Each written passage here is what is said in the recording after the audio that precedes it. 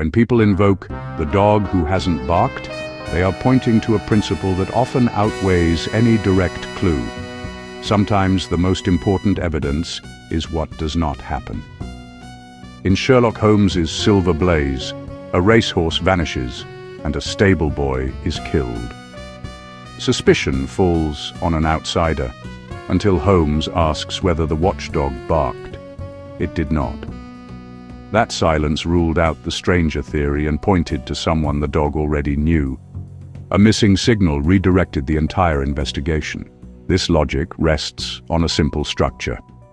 Normally, an intruder appears, the dog barks, and an alarm follows. In this case, the chain broke.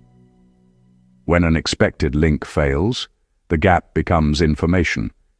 You reason backward from the missing effect to a cause that could plausibly produce it. The goal is to find a story in which the actor, the expected signal, and the resulting interpretation all align. The method generalizes. For any situation with an agent, a signal, and a meaning, first ask what you would expect to observe if your explanation were correct, then check whether that signal appears. If it is absent, that absence becomes a constraint that eliminates whole categories of explanations. That is why the silent dog narrows the field so sharply.